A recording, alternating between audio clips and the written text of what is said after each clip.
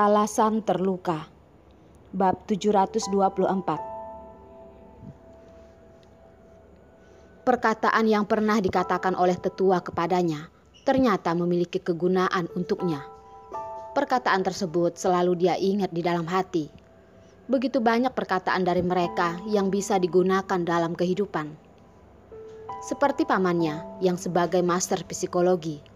Dahulu pada saat dia masih kecil, dia selalu menjadi kelinci percobaan pamannya.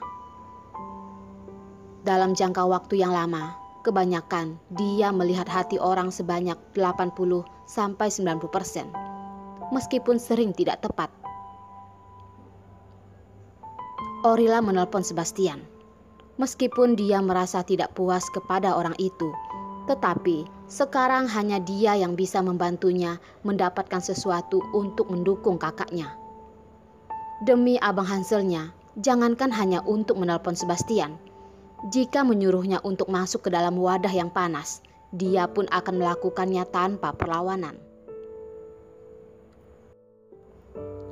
Orila, kamu benar-benar pergi ke daerah bencana? Pada saat telepon tersambung, bahkan jika itu merupakan telepon dari orang asing, orang tersebut masihlah bisa menebak pertama kali siapa orang yang menelponnya. Bahan yang aku suruh kamu untuk disiapkan, apakah kamu sudah menyiapkannya? Meskipun kemarin malam mereka bertengkar hingga mematikan telepon, tetapi Orila masih merasa jika dia akan membantunya menyelesaikan masalah ini. Selama beberapa tahun, sepertinya selalu seperti ini. Hal yang disuruh Orila untuk dilakukannya selalu Sebastian lakukan dengan baik. Hanya saja tidak sedikit mendengar dia mengomel. Jika aku berkata belum siap, maka Nona Orila akan berencana berbuat hal seperti apa? Seumur hidup tidak memperdulikanku. Apakah masih memiliki cara lain untuk mendesakku?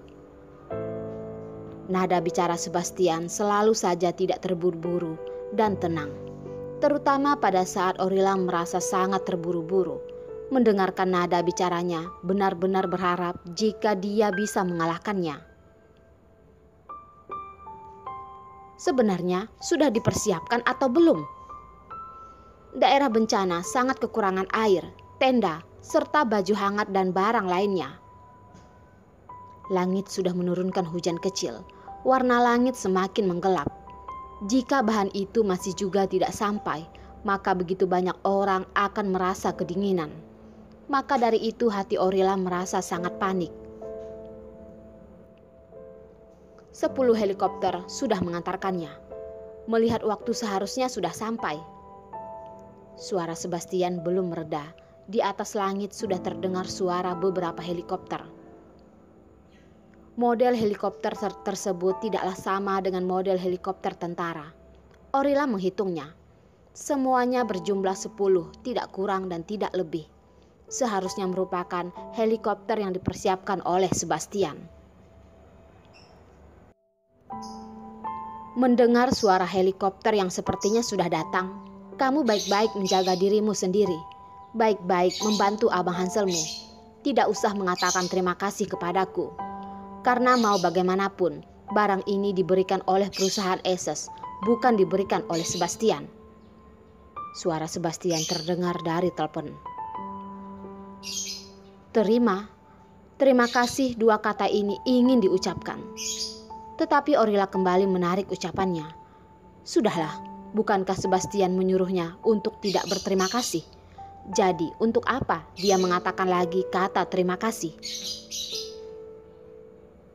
Tobias, beberapa organisasi sipil telah mengirimkan persediaan bantuan. Segeralah mengirim orang untuk menerimanya. Orila mematikan telepon dan segera berkata kepada Tobias. Tobias juga sudah mendengar pembicaraan mereka tadi, merasa sangat aneh. Sebenarnya organisasi sipil macam apa yang dimiliki orang ini? Hingga bisa mengirim 10 helikopter yang mengirimkan bahan persediaan bantuan dan mengantarnya dalam waktu yang tepat seperti ini.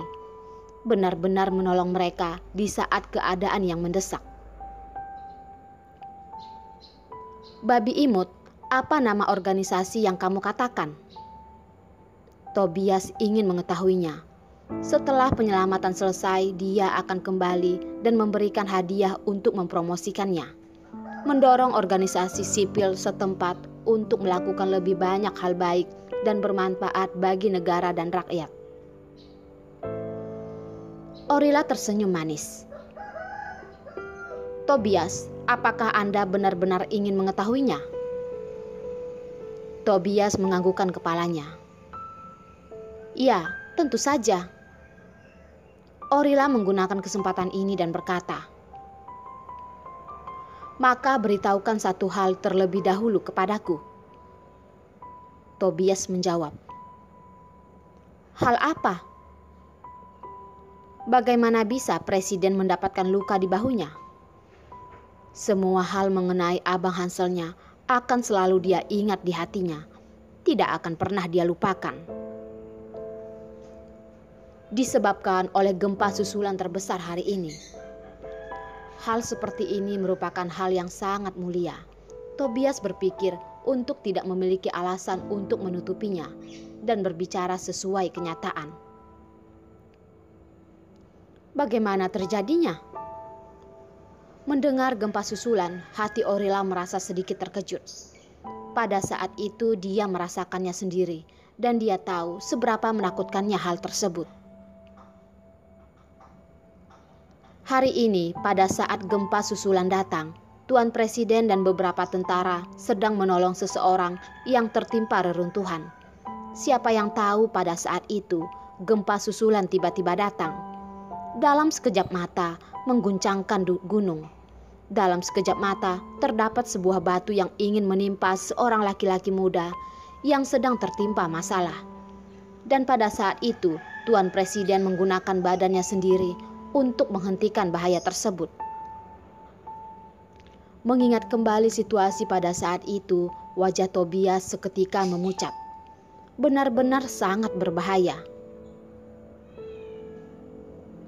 Ternyata seperti ini. Hati Orila terasa sangat sakit. Pada saat gempa datang, semua orang bereaksi untuk melindungi dirinya sendiri. Dan dia dalam kondisi yang begitu berbahaya seperti itu, masih bisa memikirkan menyelamatkan orang lain terlebih dahulu. Benar-benar memiliki hati sebagai seorang pahlawan. Abang Hansel menduduki jabatan yang begitu tinggi, tetapi dia masih memikirkan menyelamatkan satu orang anak. Dia benar-benar adalah seorang pahlawan. Meskipun menjadi seorang pahlawan merupakan hal yang sangat mulia dan merupakan hal yang dibanggakan oleh semua orang, tetapi Orila dengan begitu egoisnya tidak ingin Abang Hanselnya bersikap seperti seorang pahlawan. Hari ini tumpukan batu tersebut hanya mengenai bahunya. Jika seandainya tumpukan batu tersebut mengenai kepalanya, hasil akhirnya benar-benar tidak bisa dia bayangkan. Memikirkan tentang hal tersebut, Orila benar-benar merasa sangat takut. Terlebih lagi jika seandainya kejadian seperti itu benar-benar terjadi, dia pasti akan langsung tidak sadarkan diri. Maka dari itu, dia dengan egois menginginkan agar Abang Hanselnya hanya menjadi pahlawan dirinya seorang.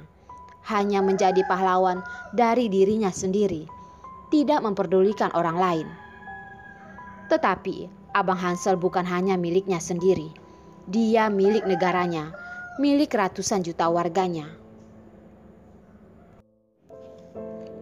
Lihatlah saja, pada saat dia meninggalkannya, dia sudah menyuruhnya untuk beristirahat baik-baik. Dan sekarang, dia sudah keluar dan bekerja keras bersama semua orang. Namun, ketika dia ada di sana, para prajurit yang berada dalam bahaya bekerja dengan lebih giat. Hanya karena mereka tahu pemimpin tertinggi mereka, Tuan Presiden, sedang bekerja keras bersama mereka. Tobias, orang yang datang kali ini selain Presiden, masih ada siapa lagi yang bisa melakukan pekerjaan utama?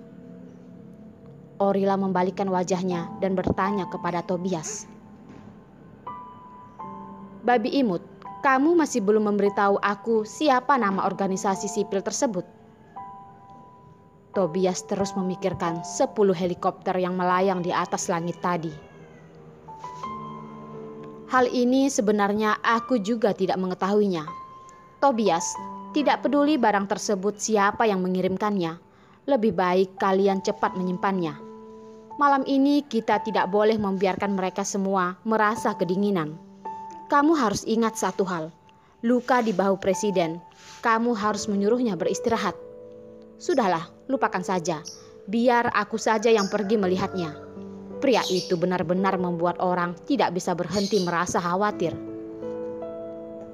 Benar-benar, padahal dia adalah kakaknya. Umurnya juga jauh lebih kecil dibandingnya. Dan dia sudah terlihat sebagai seorang wanita tua untuk mengurusi hal tersebut. Memikirkan dirinya yang masih begitu muda, tetapi sudah dibuatnya selalu merasa sangat khawatir. Bagaimana jika dia merasa khawatir hingga rambutnya memutih? Lalu, bagaimana jika nantinya dia tidak menyukainya lagi? Tiba-tiba di dalam barang pengiriman terdapat tenda, mantel, dan air yang sangat dibutuhkan oleh rakyat. Dengan adanya barang-barang ini, malam ini rakyat tidak perlu merasa kedinginan dan sudah ada air untuk diminum. Bisa menyelesaikan permasalahan ini, rakyat pasti akan sangat berterima kasih kepada presiden. Orila yang melihat mereka semua begitu melindungi Abang Hanselnya, lubuk hatinya merasa sangat gembira. Dia bisa dikatakan melakukan suatu hal untuk Abang Hanselnya. Miguel memutarkan kepalanya, melihat Orila sedang berdiri di atas lereng kecil. Bibirnya membentuk sebuah lengkungan, tersenyum dengan begitu lembut. Seolah-olah hatinya sedang memikirkan suatu hal yang membuatnya merasa sangat bahagia. Hal apa yang bisa membuat dia begitu merasa bahagia? Dia sangat ingin mengetahuinya. Dia tidak bisa menahan langkah kakinya yang berjalan ke arah Orila.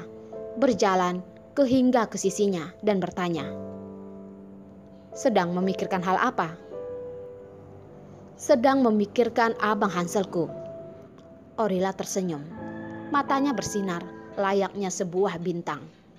Setiap kali berkata sesuatu mengenai Abang Hanselnya, dia akan selalu berekspresi dengan begitu bahagia. Miguel mengerutkan alisnya, lalu bertanya, "Dia lagi?"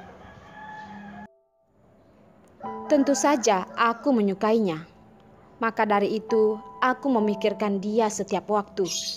Ingin setiap saat berada di sisinya.